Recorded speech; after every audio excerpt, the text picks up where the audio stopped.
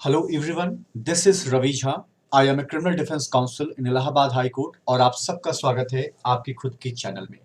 जैसा कि हम सभी जानते हैं कि उत्तर प्रदेश लोक सेवा आयोग के द्वारा यूपी पीसीएसजे के डेट को लेके ऑलरेडी डिक्लेरेशन किया जा चुका है और वो एग्जाम आगामी 12 फरवरी सन 2023 को उत्तर प्रदेश के अलग अलग जिलों के अंदर आपका कंडक्ट होगा और उन्हीं सारी परिचर्चा को ध्यान में रखते हुए आज आपके साथ the protection of children from the sexual offence act 2012 अर्थात लैंगिक अपराधों से बालकों का संरक्षण अधिनियम 2012 के कुछ महत्वपूर्ण केस लॉस के बारे में चर्चा की जाएगी और इस उम्मीद के साथ कि ये वो केसेस हैं जिन्होंने कहीं ना कहीं पॉक्सो को एक नए तरीके से इंटरप्रेट किया है, जिन्होंने कहीं ना कहीं पॉक्सो को एक नई गाइडलाइन दी है और ये केसेस न सिर्फ आपके प्री के दृष्टिकोण से महत्वपूर्ण है बल्कि मेंस के दृष्टिकोण से भी ये केस लॉस आपके लिए एक महत्वपूर्ण रोल को अदा करेंगे। तो आइए सबसे पहले देखते हैं कि पॉक्सो एक्ट के अंदर वो पहला केस कौन है जिसने एक नए तरीके से पॉक्सो एक्ट के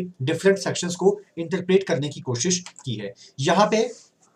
जब हम पहला केस देखते हैं तो ये केस है आपका लिबनस वर्सेस स्टेट ऑफ महाराष्ट्र का 2021 का केस है और जब ये केस ऑनरेबल हाई कोर्ट के सामने लाया गया तो वहां पर जो सिचुएशन थी वो कुछ ऐसी थी कि जो अक्यूज्ड था उसके ऊपर एलिगेशन ये लगा कि उसने एक बच्चे का हाथ पकड़ा हुआ है और दूसरे हाथ से उसने अपने पैंट की जिप को पुल ऑफ किया और अपने पेनिस को उसके सामने निकालकर प्रोजेक्ट किया। अब सवाल यहां पर यह आता है कि क्या उसके द्वारा किया गया एक्ट सेक्सुअल असॉल्ट के दायरे में आता है जिसका जिक्र section 7 of the POCSO act के अंदर आपको देखने को मिलेगा। तो यूजुअली जब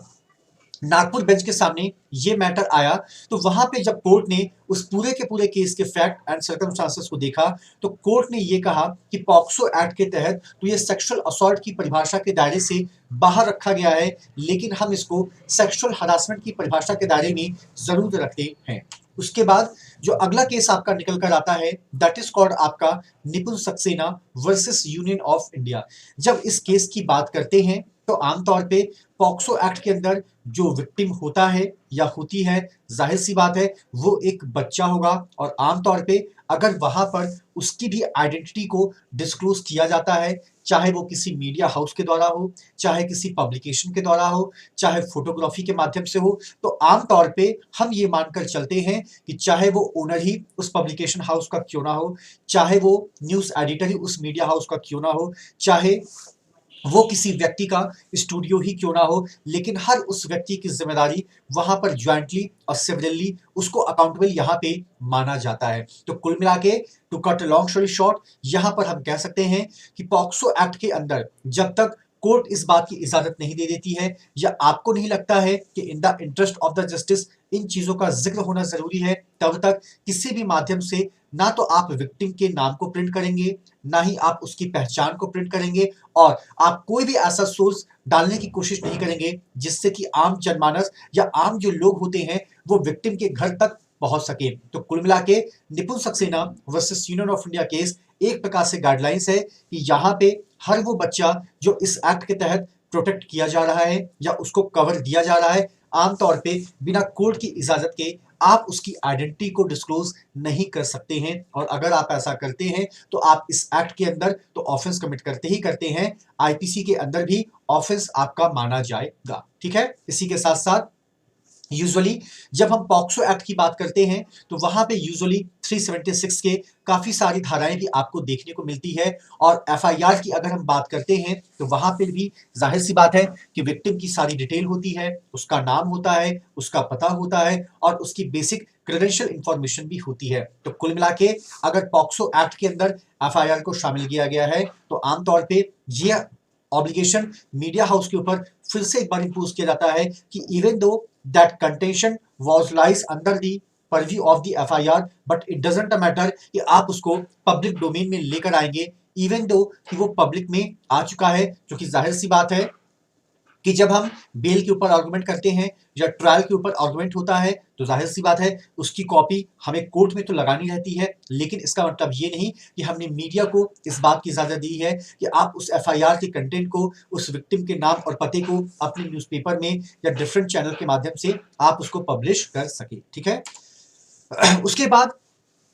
रिसेंटली आपने एक केस देखा होगा, ये केस है basically attorney general for India versus Satish and others 2021 का। बेसिकली ये जो केस है ना, ये इस नाम से तो है ही नहीं। अगर हम इस केस के इतिहास को देखते हैं तो इनिशियली ये केस आपका Satish Reddy versus state of Maharashtra का था, जहां पे बॉम्बे हाई कोर्ट में जस्टिस पुष्पा जी के द्वारा एक जजमेंट दिया गया, और जहां पर यह कहा गया कि चूंकि विक्टिम और डिजीज के बीच में स्किन टू स्किन का कोई भी कॉन्टेक्ट स्टैब्लिश नहीं हो पाया, तो फिलहाल ये सेक्सुअल असॉल्ट के दायरे से इन चीजों को बाहर रखा गया है। ये बात अलग है कि जैसे ही ये जजमेंट डिलीवर हुआ, उसके बाद इसकी चारों तरफ से आलोचनाएं होनी शुरू हो गई। उस आलोचना में आपके अटॉर्नी जनरल ऑफ इंडिया भी थे, नेशनल कमीशन फॉर वुमेन भी थे, इवन दो जो स्टेट ऑफ महाराष्ट्र है, इन सभी ने मिलकर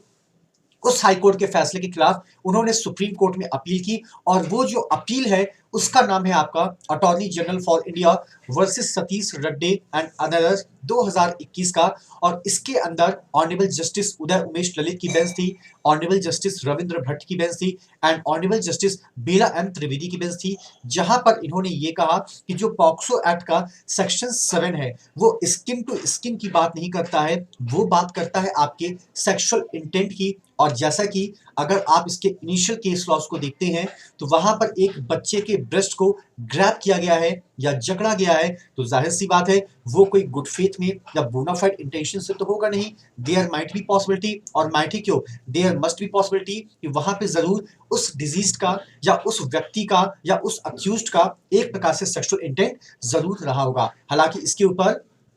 अभी हाल ही में honourable supreme court of India ने अपना जजमेंट भी दे दिया और ये कहा कि पॉक्सो एक्ट के अंदर आपकी एक्टिविटीज तो मैटर करती ही करती है, लेकिन उसके साथ ही साथ एक चीज और भी मैटर करती है, और जो आपके कंडक्ट से रिफ्लेक्ट होता है, and that is called your sexual intent. और इसी आधार पे honourable supreme court of India ने बॉम्बे हाई कोर्ट के उस जजमेंट को सेट असाइड कर दिया। तो ये जो केस है ये आपके प्री के दृष्टिकोण से भी महत्वपूर्ण है, और ऐसी संभावना है कि ये आपसे एग्जाम में पूछा जा सकता है। ठीक है, इसके अलावा आपका जो लास्ट केस लॉ है आज के सेशन का, वो है आपका state of Karnataka versus Shivanna का। आमतौर पे जब हम इस केस की बात करते हैं तो बेसिकली इस केस के अंदर आपको पॉक्सो एक्ट के अलावा आपको सीआरपीसी की पूरी झलक देखने को मिलती है, जिसमें यह कहा गया है कि आमतौर पे जब एक विक्टिम का statement under section 164 of the CrPC के तहत before the judicial magistrate record किया जाता है, तो जरूरी नहीं है कि उसमें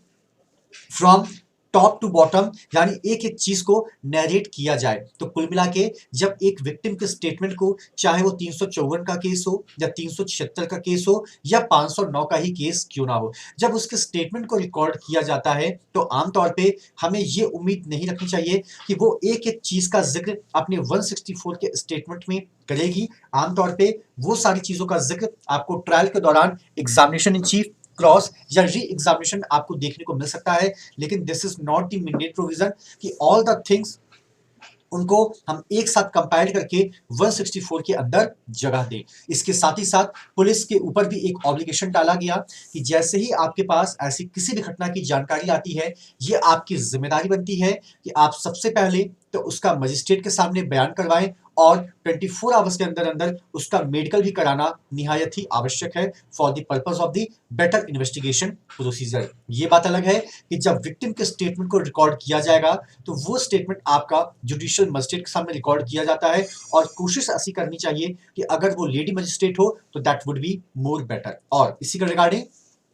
आपका आज का सेशन कंप्लीट होता है, और इसी के regarding already target for IQ पे एक बैच ऑलरेडी आपका चल रहा है 9 माइनर एक्ट के नाम से, और अगर आप उस बैच में ज्वाइन करना चाहते हैं अपने आप को, तो आप डिस्प्ले पर दिए गए नंबर 7500110314 पे कॉल या मैसेज करके आप इनरोलमेंट प्रोसीजर के बारे में जान सकते हैं। So this is all about the leading case under the POCSO act, that is called the protection of the children from the sexual offence act 2012, यानी कि लैंगिक अपराधों से बालकों का संरक्षण अधिनियम 2012। अब आपके साथ जो अगली मुलाकात होगी वहां पे फिर मैं कुछ नए केस लॉज को लेके आपके साथ आऊंगा, और इस उम्मीद के साथ कि आप इस वीडियो को गो थ्रू जरूर करें, क्योंकि ये सारी चीजें जो अभी इस प्लेटफॉर्म के ऊपर ट्रांसफर की जा रही हैं वो आपके एग्जाम के दृष्टिकोण से बहुत ही महत्वपूर्ण है। Thank you.